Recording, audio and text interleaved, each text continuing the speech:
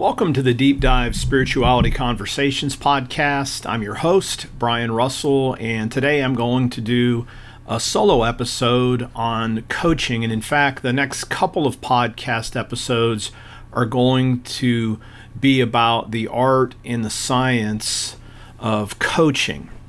Today's episode, I'm going to answer a common question that I hear from pastors and spiritual leaders, and that is, how do I become a coach?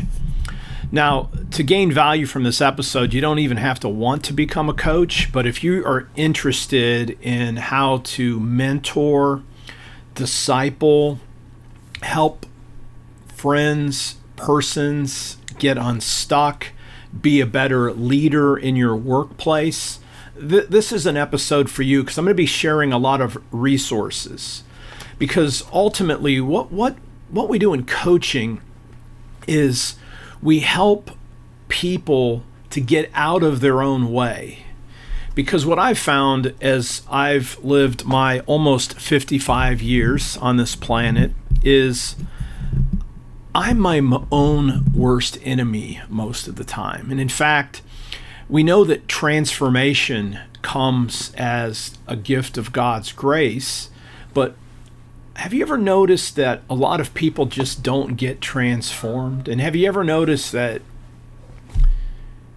perhaps you struggle in some areas in your life where you know you're trying to open yourself up to God and just like wonder, why can't I change? Well, what I've come to the conclusion is we need to open ourselves up and learn to surrender even more deeply to the power of the Holy Spirit. So what I've learned about coaching is actually how to essentially open myself up a little more to the work that God wants to do in me. And so coaching, in a nutshell, is about transformation. Now, you can be transformed in a lot of different ways, and there's lots of different types of coaching. But the kind of coaching I do is I specialize in coaching pastors, spiritual leaders, and I would even say spiritually minded entrepreneurs, because I do offer some business coaching as well. But the core to all the coaching I do is a belief that God is into persons who grow us into persons who have an ever increasing capacity for love for God and love for neighbor. And that involves surrendering all of the junk and hindrances that we have, and then learning through wisdom practices how to lead, influence, and add value to other people so that they can grow into the people that God created them to be. Again, I don't want to over-spiritualize what you might do if you're a business owner or something in the workplace, but we all know that if you lead teams or if you work with people, that it's critical to learn some basic skills, some language patterns, some transformational tools, some key questions to help other people get from where they are to where they want to be, or in fact, if you have a staff, where you want your staff to be. So there's always a gap between kind of where we want to go on one hand and then where we find ourselves on the other one. And so coaching is about the science of transformation. Now, before I go any further, if you'd like more information, in particular if you're interested in finding out about some of the types of coaching I do, you can email me if you'd like to set up an appointment to talk to me about it. Just email me at brian@brianrussellphd.com, or you can go directly to the coaching offerings on my website at brianrussellphd.com. I'm also going to be mentioning a lot of resources. There's links to some of the resources. The links that go to books in particular are Amazon links, and those particular links are affiliates. The rest of the links aren't affiliates, so just straight links. But if you do shop on Amazon and you want to support this podcast, I would encourage you to check out some of the resources. And even if you don't particularly want the books that I talk about, if you're going to shop on Amazon anyway, why not follow one of my links through, and that's just a way to say, thanks, give back a few pennies. I get a few pennies for whatever you buy on Amazon if you follow those links, and I appreciate your support. Also love if you'd give reviews, and if you find this information helpful, please share it online. Now, again, I mentioned this is going to be a several-part conversation. This first one is basically how to become a coach, and specifically how I became a coach. Next week, I'm going to interview my original Deep Dive Spirituality group. These are 3 pastors from South Georgia who've been with me since the fall of 2019. So I've been coaching them for almost 4.5 years at the point of recording. And you're going to hear what they've gained from being in a coaching relationship. And then the episode that follows that, I'm going to talk explicitly about what I've learned from coaching pastors and spiritual leaders, some of the insights that I've gained that I think will really add value to your spiritual life and your spiritual growth. So let's jump into today's episode. Okay, as I talked about, we're going to talk about how do I become a coach? Now, for myself, I've been coaching professionally, and by professionally, I mean I've had paid clients since May of 2018. So I'm coming up on 6 years as a professional coach.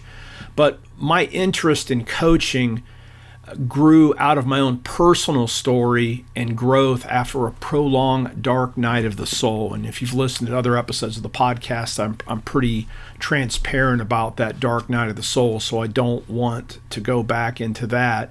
But as I rebuilt my life, I did an incredible amount of personal growth work. Now, even before that, my earliest memory of getting interested in personal growth goes back to roughly around 2000 when I first became a professor, and I became acquainted with some books by John Maxwell, like the 21 Irrefutable Laws of Leadership. That's the first book I remember reading outside of just pure academics about leadership. And then I used to listen to podcasts early on. So I've always been interested in growth and entrepreneurship. But the crisis that came upon me in 2010 transformed me, because at that point, I had to put real skin in the game and not just think about stuff in my head. I had to learn how to take action, how to hack my emotional system, which was way out of whack, how to rebuild spiritual muscles and actually build new spiritual muscles that I didn't even know I had. I had to learn about finances. I had to learn about how to create values in organizations. There, a little bit after that, I became dean of Asbury Seminary, and then I was promoted to associate provost because of my work. So from 2012 to just a couple years ago, I was leading a team and making important decisions, including rebooting how we offered courses in a way that blessed and served students and faculty down in Orlando. That's ultimately gone on to be the primary way that Asbury serves its global students even to this day. So I'm super proud of that. But it was my healing process, because what I had to do to heal from my crisis was that I had to be willing to face and fearlessly cut through my own wounds, hurts. I had to face traumas and pain. And by doing that, it opened up a whole new world for me. I literally read hundreds of books: psychology, leadership, spiritual formation, contemplative spirituality, you name it. I read hundreds of books, stuff on time management. I just learned all kinds of ways because I had no option. You know, they like to say, Dan Sullivan, one of the coaches that I love, and I'll talk a little bit more about Dan Sullivan a little bit later. He has a saying that I love: there's no greater motivation than no other option. And I had that no other option for back in 2010, and I stood up for myself and for my daughters. I rebuilt my life, and that taught me new things about communicating, marketing, strategic thinking, listening, shadow work, uncovering limiting beliefs, and helping others to build life strategies and containers for their growth and living out their mission. Now, out of that work, I became a new person in the classroom. So my coaching really started as part of my work at Asbury Seminary. Now, I didn't call it coaching back then, I called it devotions. But the kind of person I showed up in the classroom was radically different from who I was from, say, 2000 when I first started at Asbury, probably until like 2011, 2012. I was still kind of making a comeback at that point. But at some point, I started offering really powerful devotions in which I started sharing some of my struggles and some of the tactics and tools that I used to overcome those things. And students started coming to me, not just to hear about biblical studies or to talk about grades, but to open themselves up about their struggles and to seek my counsel. So I kind of did some one-on-one coaching. Again, I didn't call it that. It was more like mentoring. And then I started offering some group spiritual formation sessions online for students, and I began mentoring small groups of students at Asbury, and I just found that really effective.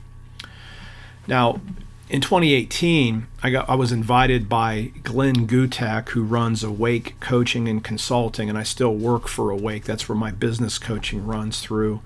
He heard about my story, and he looked at me. He had known me in the past, and he goes, "Brian, you look great. What's going on?" And I told him what happened, and he goes, "Hey, would you like to be one of my coaches?" And so starting in 2018, Glenn started training me. At that point, I picked up my very first client.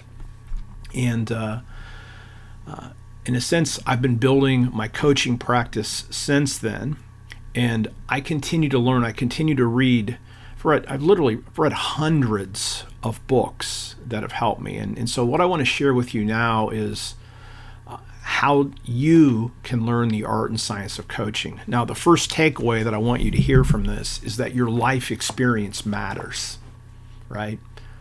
Whether you've had a Pollyannish life where everything's gone really well, or whether you've had real struggle like I've had, if you've developed a hunger for growth and you've learned how to hack yourself and open yourself up to deeper growth and formation, you already have some of the qualities that are going to go into coaching.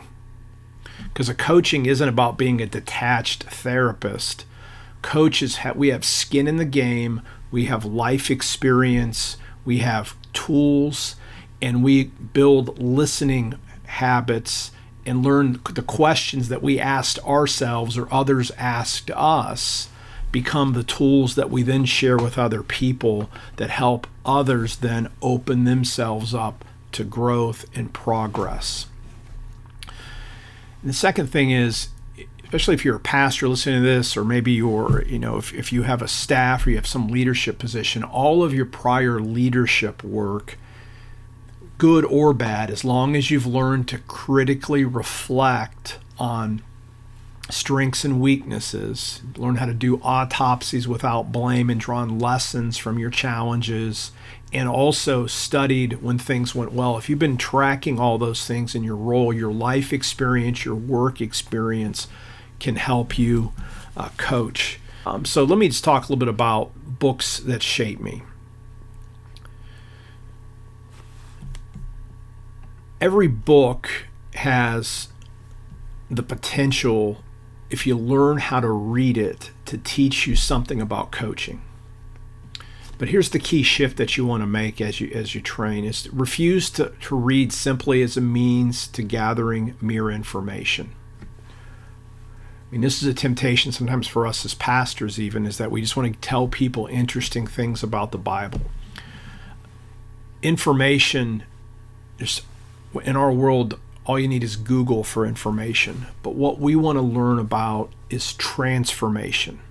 We want to help people go from having powerful experiences and spiritual states to helping people to have powerful embodied traits. And so we need to learn to apply, deconstruct, repurpose the insights and lessons that we get from our reading into actual tactics, action steps, and questions.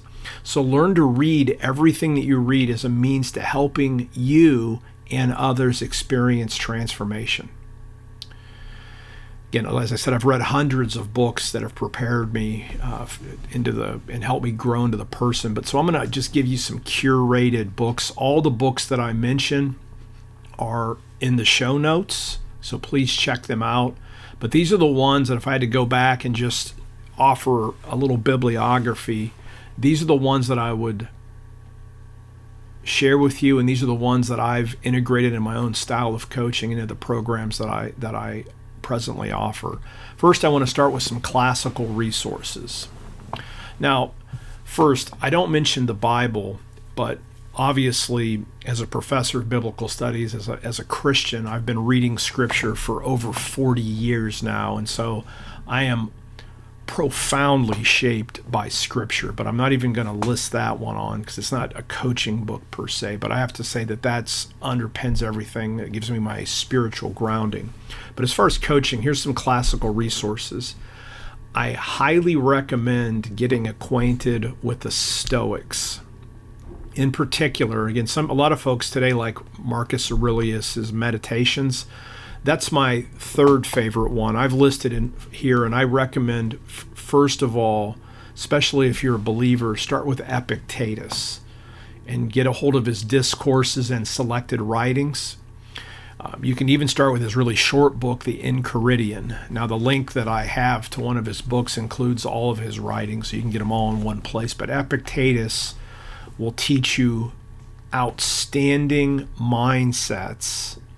Especially, he focuses on what you can control and what you can't control. That's sort of the essence of Stoicism in many ways, and it's not quite as simple as it sounds, but that is a key piece, because when we help people as coaches, we try to help people to see beyond obstacles to what they can focus on themselves.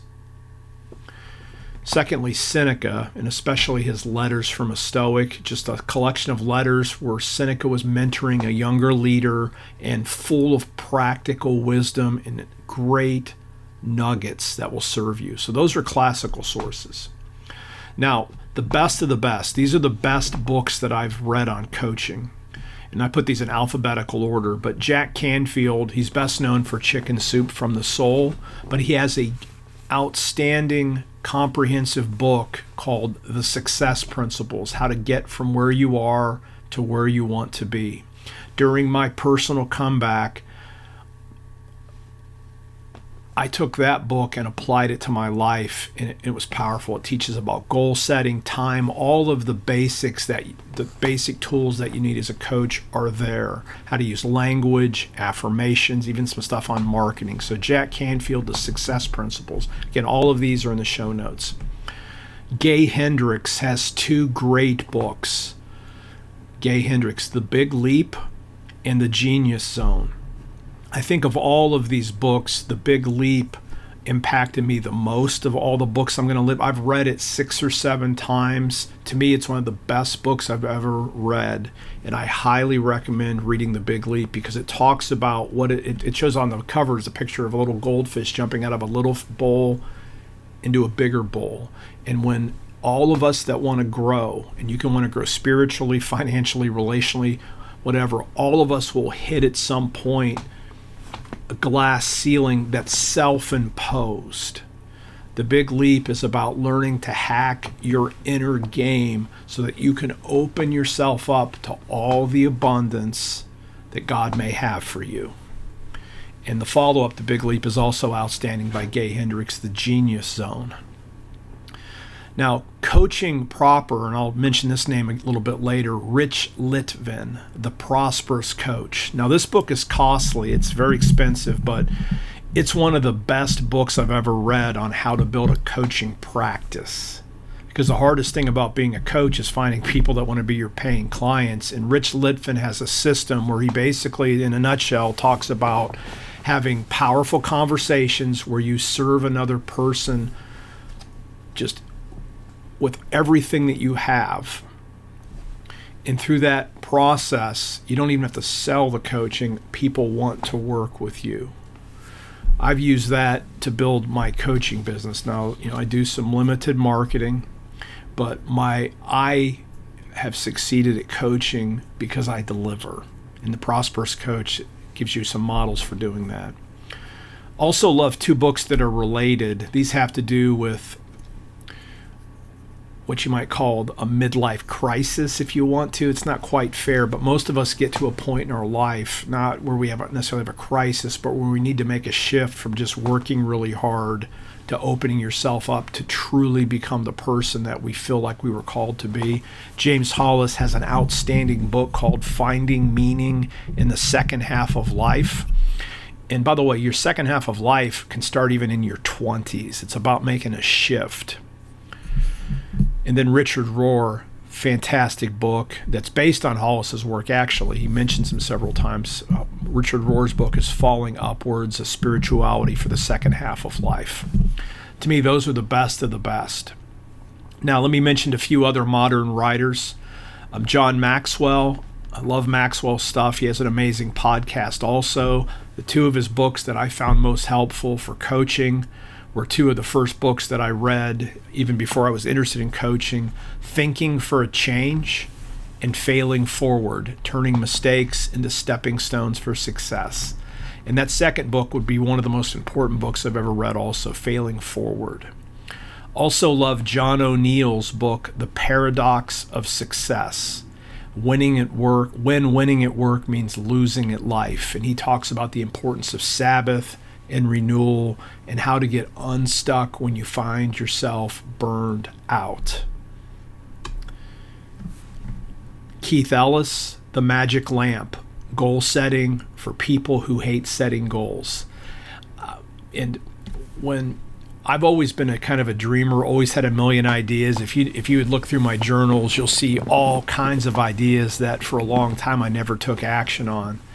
The last 10 years, I flat out got stuff done. I've written more books in the last 10 years than I did, and but not even close.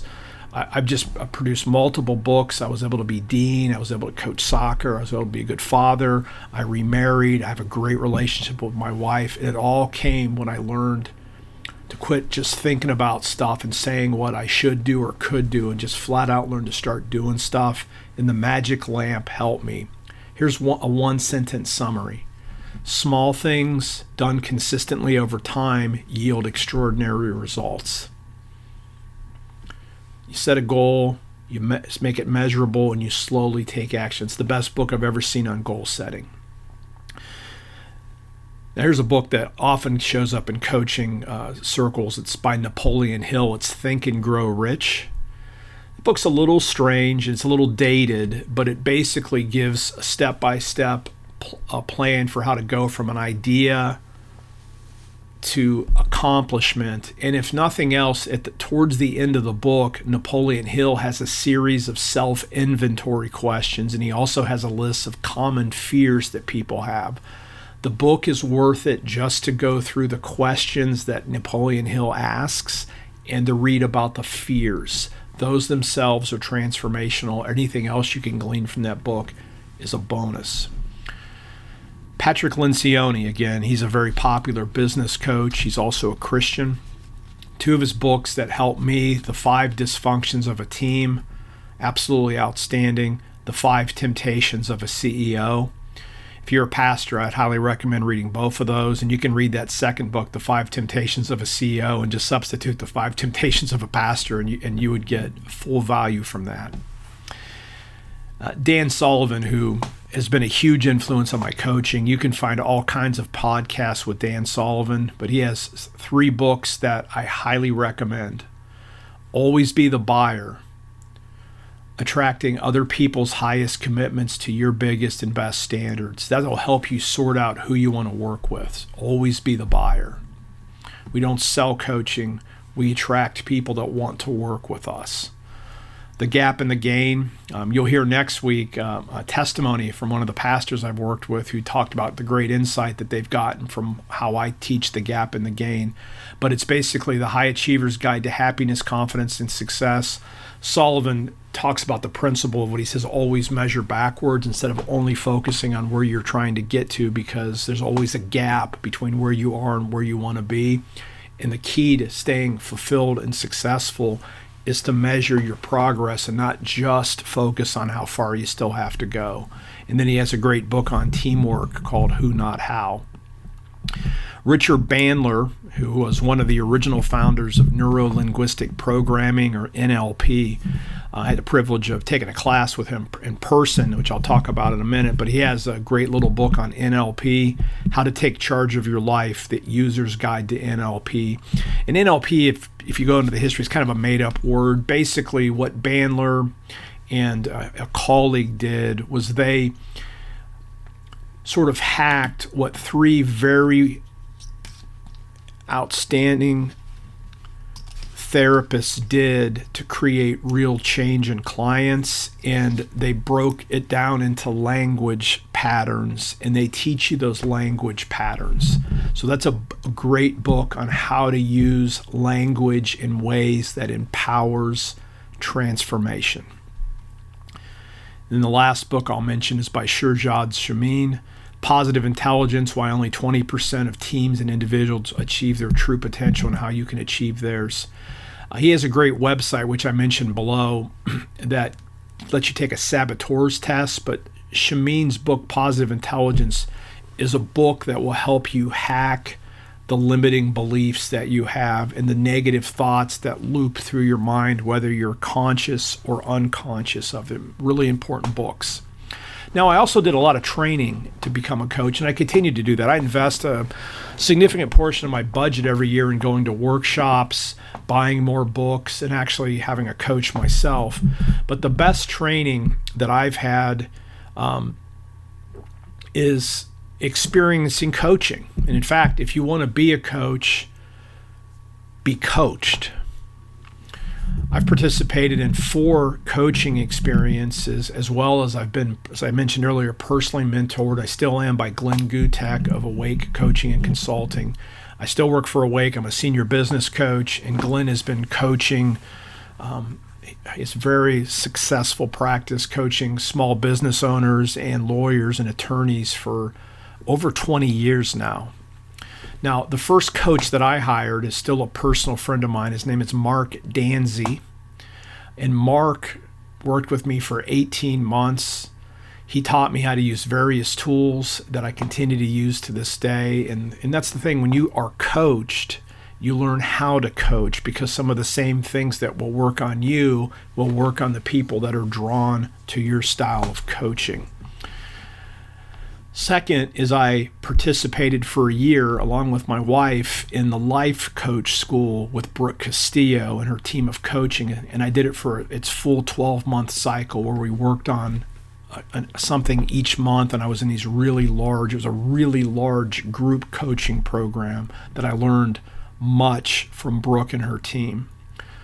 The third thing I did is back in 2018, this was that summer where I first started coaching, I did a 10-day NLP intensive. I have the actual link to what I did in the show notes, and I was able to study actually with Richard Bandler, and it was amazing to see how he taught us to kind of break through phobias. In fact, I was able to use the phobia breaking technique that he taught, and I helped one of my clients to get over a fear of being on an airplane. So the NLP training was incredibly beneficial for me. And then I also had a chance to actually work with Shirzad Chamine, the man that wrote Positive Intelligence. He had a coach training program. I actually did that with my former coach, Mark Danzey, and another coach friend of mine, Mark Dunwoody. And Mark Dunwoody and I do the Watering Hole podcast, which is a coaching podcast also together. But we did this training, and I learned how to work with the saboteur materials that I mentioned earlier. And I'm just going to say my commitment as a coach and as a person who's interested in growth is that until the day I die, I'll either be in a coaching relationship or under the care of a gifted therapist. And actually right now in 2024, I have both. I have a personal coach and I also have a therapist, and I work on them to basically, again, hack myself to open myself up to more of God's grace and love and to be able to move forward and achieve the goals that I have. As I mentioned, I did some trainings, and so I put links to those. So that I have the Saboteur training that I did with Shirzad Shamin. You can go to positiveintelligence.com. The NLP training that I did, which was a 10-day intensive in Orlando, it was very pricey, but it was fun. That's purenlp.com. I also own all of Tony Robbins' CD programs. So I've invested quite a bit of resources to get his programs. I haven't done his in-person events other than I did see him in a 4-hour event. But Tony Robbins has been a big influence on me, his books, but especially his audio programs. And so I have a link to his programs. Jim Rohn, R-O-H-N. I own several of his CD programs as well. Jim Rohn died about almost 17 years ago, I think now. But look up his stuff on YouTube. A lot of the stuff that I paid for is actually for free on YouTube now. He's a true master of his craft. Again, it's a little dated. A lot of the videos that are still around are from the 80s and 90s, but the material is excellent. I also recommend listening to Seth Godin. You can learn, again, YouTube and look for his interviews on podcasts, give you lots of insights on marketing, leadership.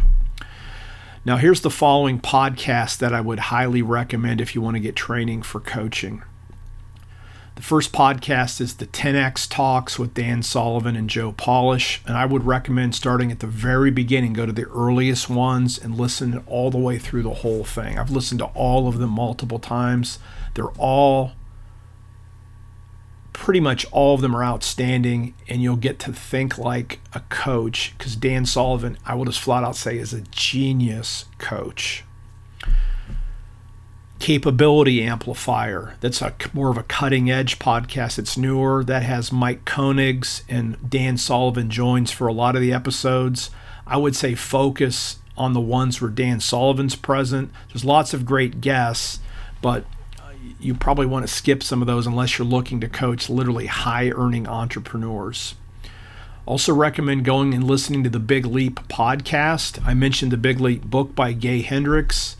Gay Hendricks with Mike Koenigs put together a series of podcasts called the Big Leap Podcast, and they're fantastic. Again, as I said, I'm a huge Gay Hendricks fan. You will learn a ton from listening to that. For marketing, I recommend the I Love Marketing podcast by Joe Polish and Dean Jackson. They're two of the best. They don't focus, everything isn't focused on selling coaching, but it's more on marketing in general, but you'll learn real insights from two masters. And if marketing bothers you, I definitely recommend their podcast because they talk about ethical marketing. John Maxwell has a podcast, the John Maxwell Leadership Podcast. I would mostly recommend listening to his teaching segments. They're usually about 15 minutes. I often skip the discussions afterwards because the Maxwell stuff is just so rich. Also, I mentioned I worked with Brooke Castillo on her big program. She has a podcast called the Life Coach School Podcast, where she gives a lot of insights into coaching and challenging people's thinking. Now, what I would say, again, that's a secular podcast. Many of these are, but don't be put off from her focus on making large amounts of money. It's part of her sales pitch, and it's one of the struggles many pastors, a lot of us experience guilt or shame about money. Her coaching model was very helpful that she teaches. She has a clear way to coach and help you think about your own thinking. And as I said, my wife and I participated in her coaching program for a full 12 months. As a matter of fact, I learned about Dan Sullivan from listening to Brooke's podcast because she was coached by Dan Sullivan. Also recommend, for those of you who are in coaching already, if you want to learn a little bit about marketing, there's a podcast by one of Brooke Castillo's former clients and now business partners, Stacy Bayman. It's called How to Make Money as a Life Coach. Stacy was trained by Brooke Castillo, but I find her ideas about marketing coaching to be helpful. She focuses on developing a compelling offer and a mindset of confidence so that you can actually make your offer to people that you can help. Because again, one of the hardest things is simply to ask for business. So again, the How to Make Money as a Life Coach podcast. I'd also say, as I look back on how I became a coach, is my academic training and ministry work. I was a pastor of 3 churches, including a church plant. I have a master's of divinity from Asbury Seminary, and those of you who are pastors that are listening to this, if you went to seminary, you've had graduate level training in pastoral counseling, philosophy, teaching, communication, and those are the very disciplines that have served me well as a coach. Also, the experiences of leading 3 churches and participating in those communities have taught me a lot about working with people. The last thing that I've done, and I continue to do, is I keep lists of questions. Always be on a quest for a great question. The question is to the coach what a scalpel is to a surgeon. So I'd literally recommend keeping a journal handy at all time or an app on your phone, and I make it a practice to write down every great question that moves me personally. So when I'm reading books and I see a great question, I write it down. And I've gathered questions from the ones that have been asked to me by my therapist and coaches, from podcasts I've listened to, from books I've read, because questions are the currency of great coaching.